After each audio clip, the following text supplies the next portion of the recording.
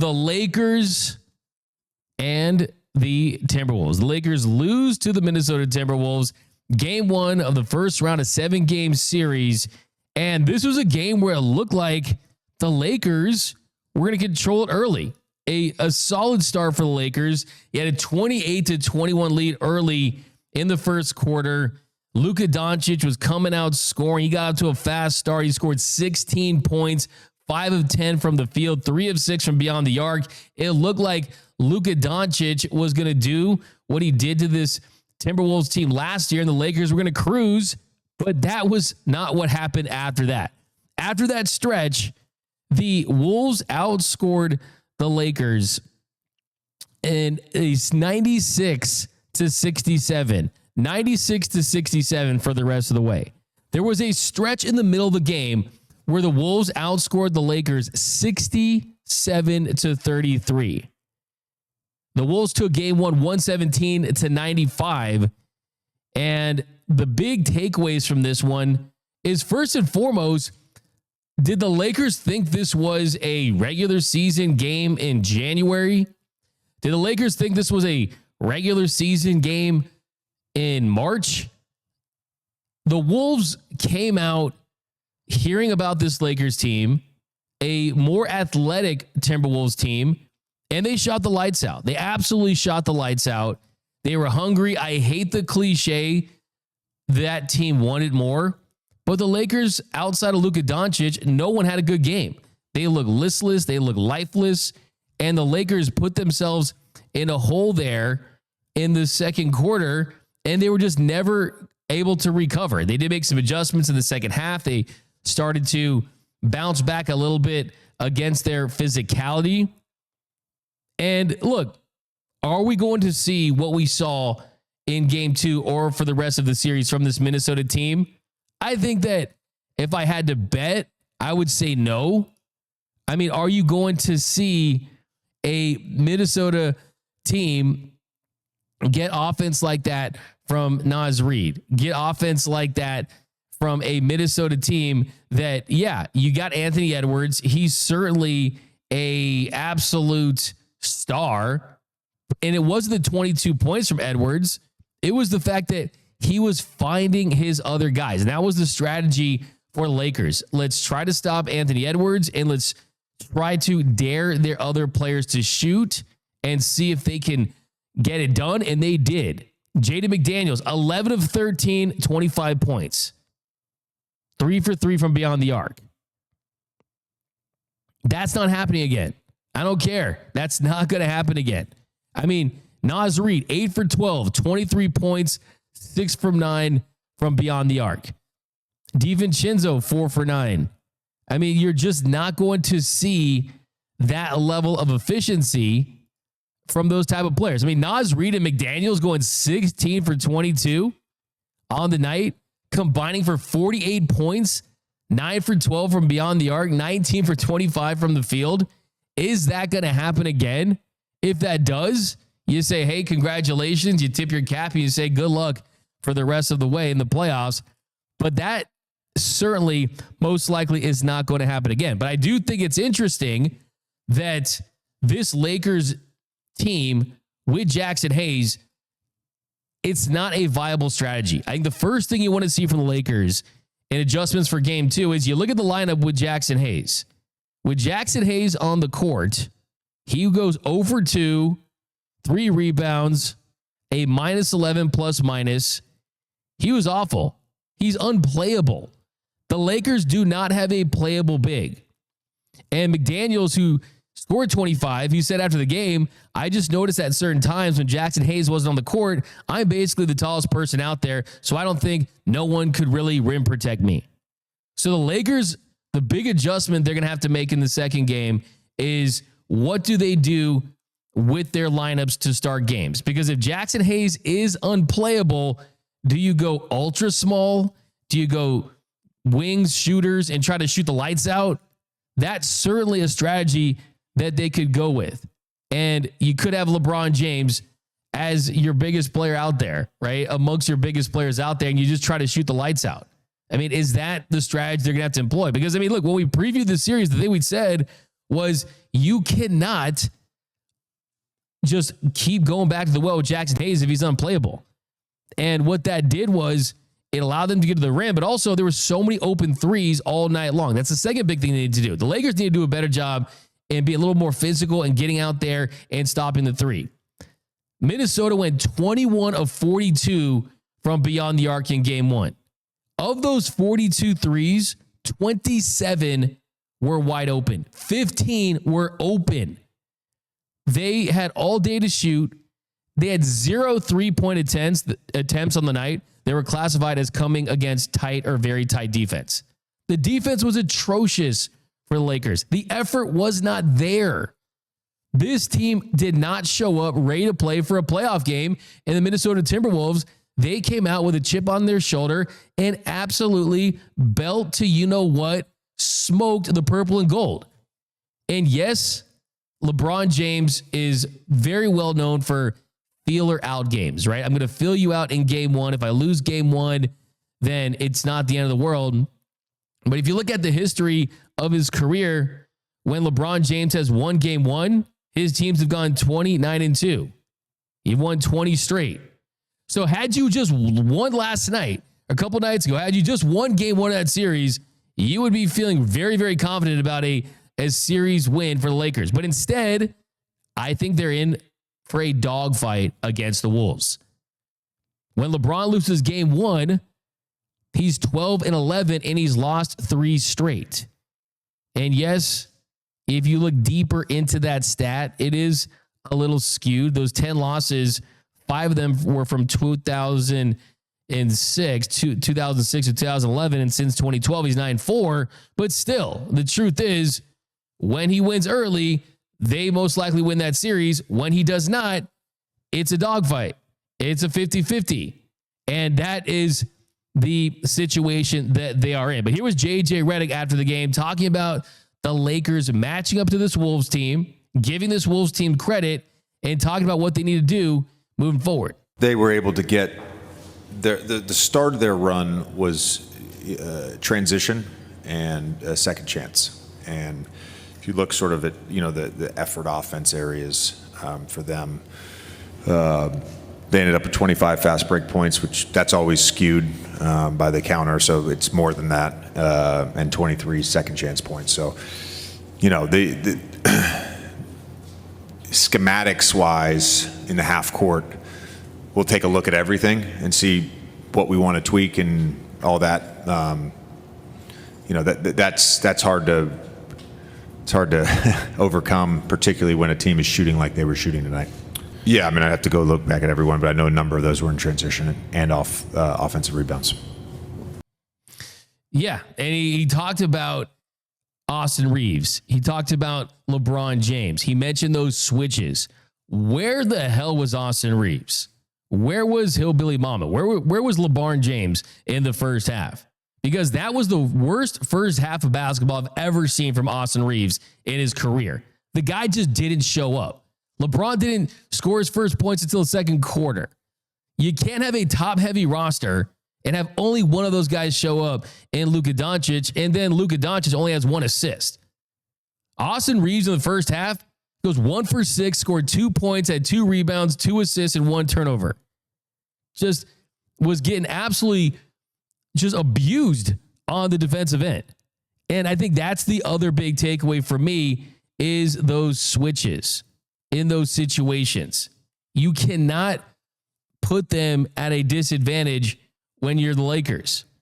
And you look at the switches, look, they bothered Austin Reeves and they bothered LeBron James all game long. And that definitely was an area where you saw some improvement in the second half. But LeBron finished with 19 points. Austin Reeves, 16 points. And most of those points, they were fake points that came after the lead had gotten big for the Minnesota Timberwolves. I mean, Reeves goes 5 for 13 from the field, had just 3 free throws, so wasn't getting to the rim. LeBron goes 8 for 18 overall, just 1 for 5 from beyond the arc. And what the Timberwolves did to the Lakers is they used the Lakers' medicine against them. They were switching. They were baiting them into just one-on-one basketball, and it wasn't working because they were being more physical with them.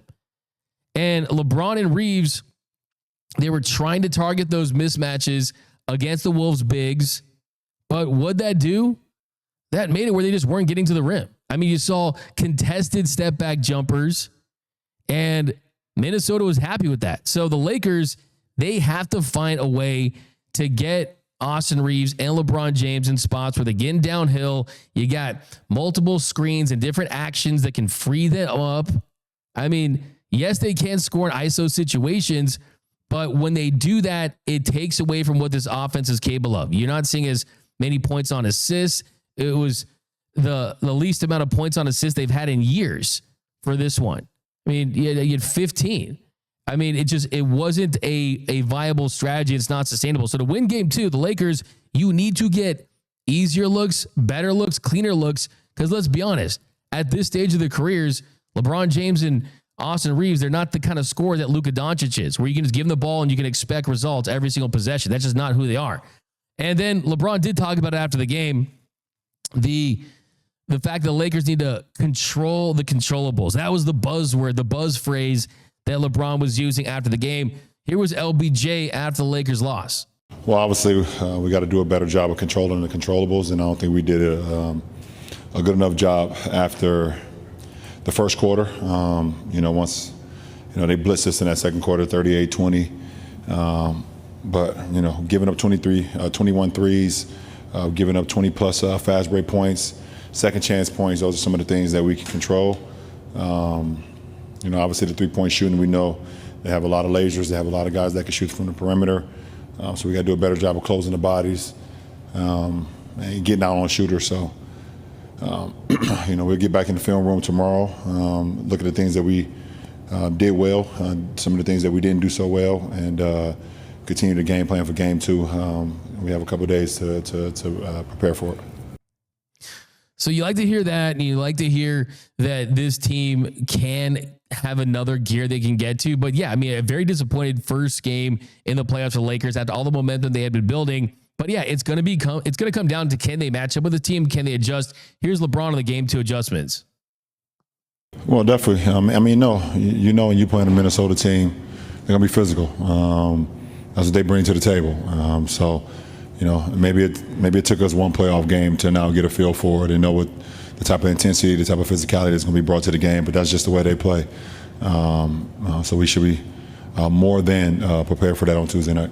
No, we understand that. I mean, they took home court from us tonight, as far as the series. But, we have an opportunity to even the series out on Tuesday, and we have to play a much better game than we did today. Like I said, we have to control the controllables, and if we do that, we're going to give ourselves a much better chance to win than we did tonight. No, we did a great job later on.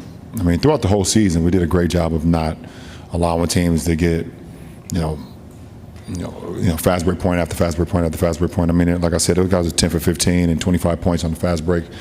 We already know offensively how dangerous they are. So when you're giving teams an opportunity to get those easy points, it's going to be hard to make that up. I mean, we only had 6 ourselves, so that we got outscored by 19 in that race. So, those are things that we control by getting back, setting our defense, making them score against our half-court defense. So that's another big adjustment that the Lakers need to make, is the transition defense, the inability to get anything on their end in transition. That really decided the game. LeBron talked about it right there. The Lakers give up 25 points in transition compared to just 6 themselves. You can't win a series like that. I mean, any long rebound, any missed shot at the rim, Minnesota was pushing the ball in pace, and they were attacking the basket. They were dominating the points in the paint. 44 points in the paint for Minnesota compared to Lakers 32. They essentially got dominated in every single aspect of the game. And Minnesota looked like the more athletic team. They looked like the more determined team. They were doing the little things, the big things, out shooting, out hustling, playing better defense. And when you're the more physical, more athletic team, you have those inherent natural advantages, and they took advantage of those, and they exposed the Lakers for not having that. And you look at the Lakers, 6 points in transition, 6 points. You get more than that. 6 points in that series. In Minnesota, they did finish 6th in the league in defensive rating, and a lot of that is because of that size. A lot of it is because of the athletes they throw at you in the perimeter. But still, to get just 6 points and give up 25 when you got a roster that has LeBron James, Luka Doncic, and Austin Reeves. That's absolutely unacceptable. So the Lakers, I do fear that there is a big time uphill hill to climb in this series. That they're trying to push this rock up the hill, and that rock is the Minnesota Timberwolves. And again in game one, that rock came tumbling down on them. And it's because their roster is just a more complete roster. And then you have a LeBron James who's 40 years old and has played over 70,000 minutes. So look, you need more from Austin Reeves. You need more from LeBron James. You need a better version of a facilitating version of Luka Doncic in game two. And I still think they even this series, and the Lakers have a good chance to win it in 6, but they need a much better showing from their stars.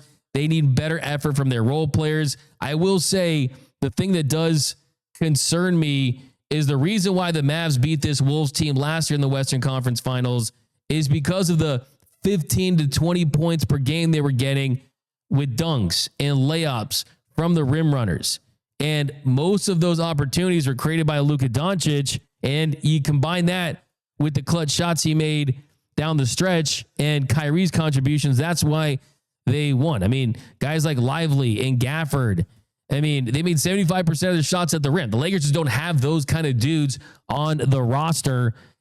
They don't have the rim runners. They don't have the players that can do that. And we know this is a flawed roster for sure, but I think it's going to come down to, can you get consistent shooting and outshoot them from guys like Dorian Finney-Smith, Rui Hachimura, Gabe Vincent need to step up. So yeah, it was not a pretty game one by the Lakers, but have an opportunity to even the series tomorrow. And we'll see, will Anthony Edwards shot, that picture where he's doing the Spider-Man meme over to Luka Doncic, will that age well, or will that age like 7-Eleven sushi in the sun? So we'll revisit that picture after the series. But switching gears, staying with the Los Angeles Lakers, the Lakers have signed Rob Pelinka to a contract extension.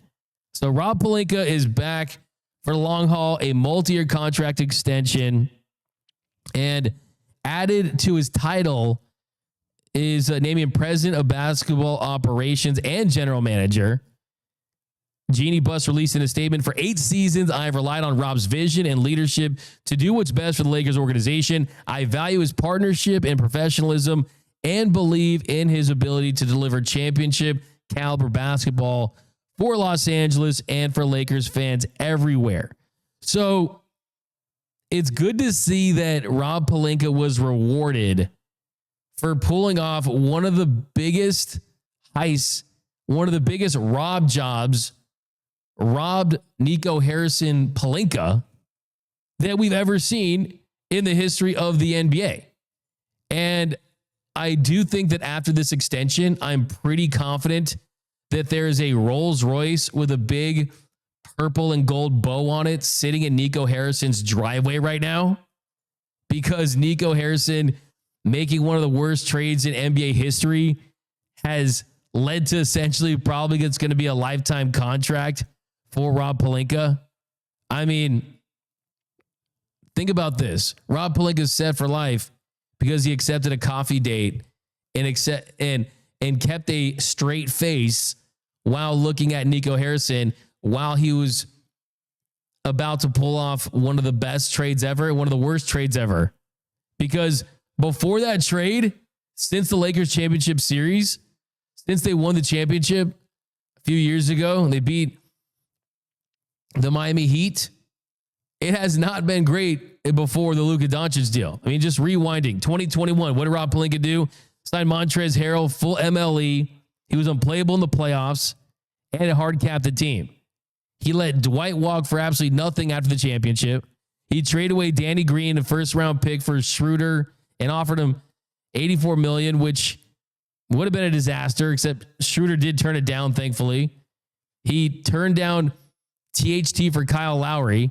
And the 2022 season, worst offseason NBA history, for being completely honest.